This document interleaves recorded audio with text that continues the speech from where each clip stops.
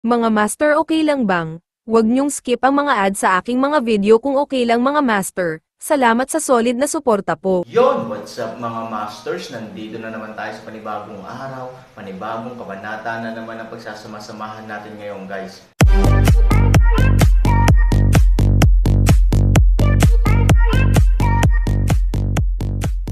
Bali mga masters, kung bago ka pa lang po sa aking YouTube channel, please click the subscribe button, lalong-lalo na po yung notification bell guys, para maging connected pa rin tayo sa isa't isa at maging updated kayo sa mga susunod ko pang video.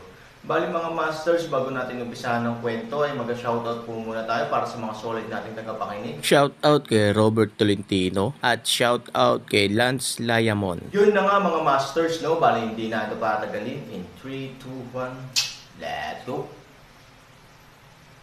Anong klaseng mundo ang nasa harapan ko? Sa madaling salita, kumpara sa 8 wastelands na mundo sa aking impresyon, isa lang itong bagong uri ng mundo. Ang depensang ito ay tila nasunog sa apoy, ang langit ay ganap na pula ng dugo, at maraming mga bato ang lumilipad sa kalangitan, tulad ng mga ulap. Sa lupa, ang lupa ay tuyo at basag, na parang sinunog ng araw sa ilang mundo at naging itim at nasusunog. Ang nakaraang batis ay ganap na nawala, napalitan ng malalaking bangin na umaagos ng makapal, pulang dugong magma. Kung ang mundo ng bawang noon ay isang berdeng mundo, kung gayon ang mundong nasa harapan natin ngayon ay ganap na isang purgatorio ng Doomsday. Ang pagkakaiba ay napakalaki na ito ay nagpapadama sa mga tao ng matinding kawalan ng pag-asa. Paano nangyari ito? Laking gulat ni Han Sanchen. Ngunit pagkatapos ng maikling sandali ng pagkagulat, biglang natarante si Han Sanchen. Kung magiging ganito ang bawang mundo, paano naman ang asawa ko, Xiao Tao, at grupo ng mga kapatid na nagpa-practice dito? Sa pag-iisip nito, biglang sumugod si Han Sanchen, ngunit tumingin sa paligid, bukod sa malungkot na bahay na kasalukuyang tinitirhan niya, may iba pa ba rito? May pagkawasak sa lahat ng dako, nasusunog na lupa at mga bato sa lahat ng dako. Si Han Sanchen ay ganap na natulala, na may hindi mabilang na pagsisisi sa kanyang nabigla ang mga mata. Malinaw naman, sa subconscious mind ni Han Sanchen, maiisip na lang niya na sobrang dami niyang na-absorb na zinki mula sa bawang Tianshu, kaya ang buong bawang Tianshu ay wala ng sapat na zinki para suportahan ito. Sa wakas, tuluyang gumuho ang buong mundo. Nahulog. Nagdulot pa ito ng sunog sa buong mundo. Lahat ay nawasak sa apoy. Ito ay napakalohikal. Ngunit kung ganoon nga, kung gayon. Bumagsak si Han Sanchen sa lupa ng may putok, at ang kanyang buong pagkatao ay ganap na walang puso. Bigla siyang tumangala sa langit. Bawang Tianshu, lumabas ka sa akin, sabihin mo sa akin kung ano ang nangyari, Marahil, tanging ang 8 desolasyon na makalangit na aklat ang makapagsasabi sa akin ng mga sagot sa lahat ng bagay, gayunpaman, talagang alam na alam ni Han Sanchen kung ano ang mangyayari kung ang mundo ng 8 desolasyon ay naging ganito. Kung gayon, ang 8 tiwangwang na makalangit na mga aklat ay maaaring tuluyan ng nawala noon pa man. O baka konting buhay na lang ang natitira. Hindi niya masisi si Bawang Tianshu, kailangan niyang sisihin ang sarili niya. Ito ay tungkol sa kanya, kapag nakikipaglaban sa demonyong enerhiya, pinabayaan niya ang paglalaro ng murang panlilinlang at hinayaan ang 8 tiwangwang na makalangit na mga aklat na sundan siya upang lagyang muli ang espiritual na enerhiya. Naisip niya na sa ganitong paraan, ang 8 tiwangwang na makalangit na aklat ay mapipilitang tulungan siya. Gayunpaman, hindi inisip ni Han Sanchen na ang lakas ng demonyo ay maaaring masyadong malakas at na ang 8 desolations makalangit na aklat ay maaaring makatulong sa kanya, ngunit ang problema ay mayroon din siyang limitasyon. Alam mo, napakalakas ng mga halimaw.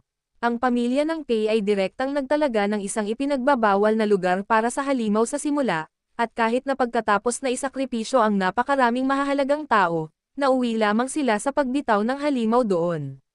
Kung gayon, ang makapangyarihang demonyong enerhiyang taglay ng halimaw mismo ay maaaring natural na nasa hindi alam at nakakatakot na antas.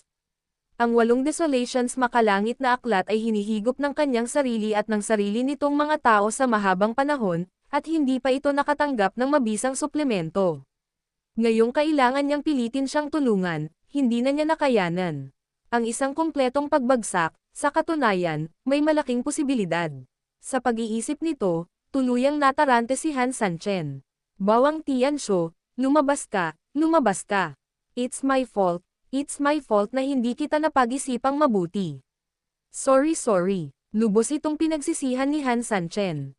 Ngunit nakakalungkot na kahit gaano pa kalakas ang ginagamit ngayon ni Han Sanchen, anong uri ng taos-pusong pag-uugali ang ginagamit niya, ang tumutugon sa kanya ay palaging ang katahimikan at kapayapaan. Para sigurado, sa sandaling ito, si Han Sanchen na lang ang natitira sa mundong ito. Putok, napaluhod si Han Sanchen, nawalan ng lakas. Lumipas ang 1 minuto, lumipas ang 2 minuto. Kahit na, mahigit 10 minuto ang lumipas ng napakabilis.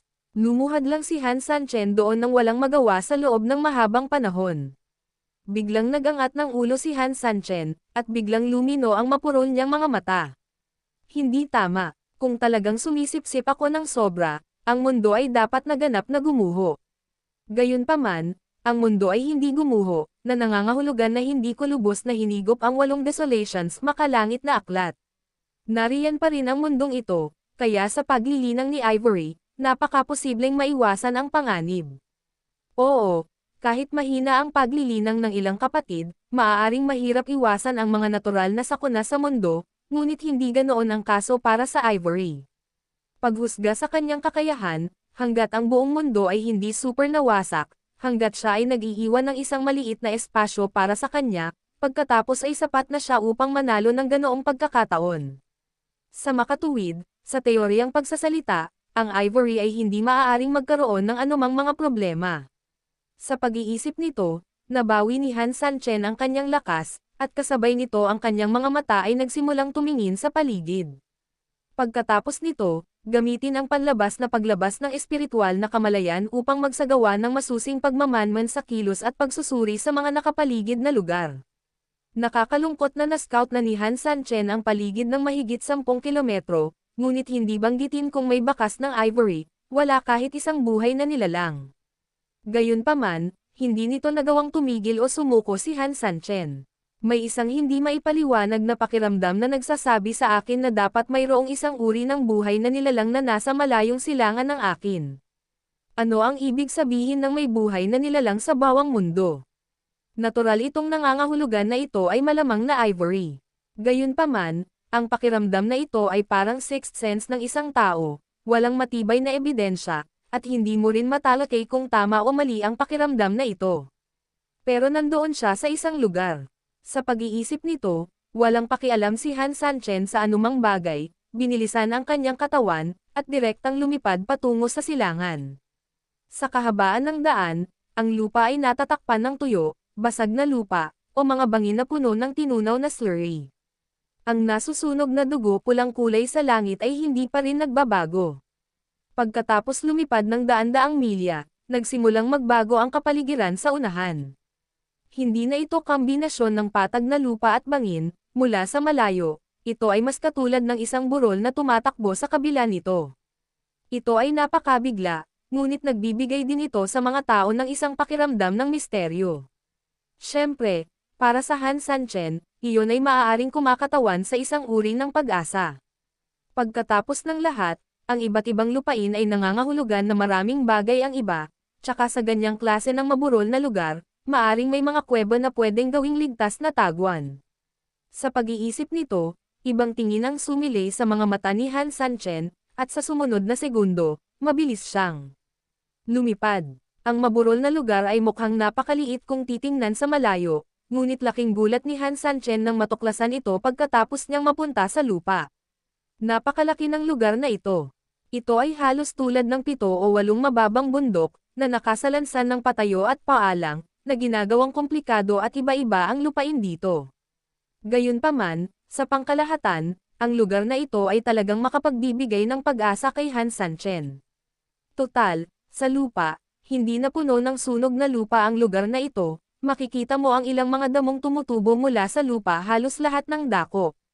Para sa mundong ito kung saan ang lahat ay parang purgatorio, ito ay talagang maganda. May buhay dito. Sa makatuwid, kung isa sa alang-alang ito, mas malamang na si Han Sanchen ay maaaring nagtatago dito para sa Ivory.